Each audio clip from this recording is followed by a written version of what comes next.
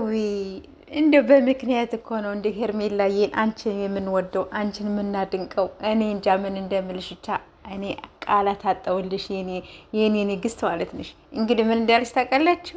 ኦ ማይ ጋድ እንግዲህ ለሰስ ባለው ነገር ማለት ነው ምን አለች መሰላችሁ? የኔ ባል በምክንያት እኮ ነው የምወድህ የማፈቅርህ የወደፊት ባሌ እና ትችላለህ የኔ እንቁ የኔ ንጉስ ብላ መጣለች። ኦ ማይ ጋድ እንግዲህ አስባችሁታል። ትለያለሽ ሄርሜላዬ ትለያለሽ፣ የኔ ውድ ነገር የኔ ጠንበለል። እነዚህ ደግሞ እንግዲህ የአብርሽ ጋርዶች ማለት ናቸው፣ የሚወዱት የሚያከብሩት።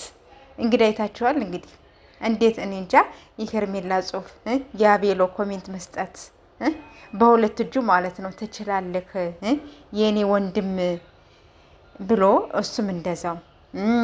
ሞቤ ደግሞ ያው እንደምታዩት እሱ ብዙም የለበትም፣ ግን ይወደዋል ያከብረዋል። አይኖ ግን ሄርሜላ ደግሞ ትለያለሽ። ለሱ ክብር ያለሽ ነገር ይለያል ማለት ነው። እንግዲህ ስፖርት ቤት መጧል ማለት ነው። እንችላለን እያሉ እንግዲህ ማለት ነው ጡንቻቸውን እያሳዩ መጧል ማለት ነው። ይመቻችሁ፣ የአራዳ ልጆች ይመቻችሁ።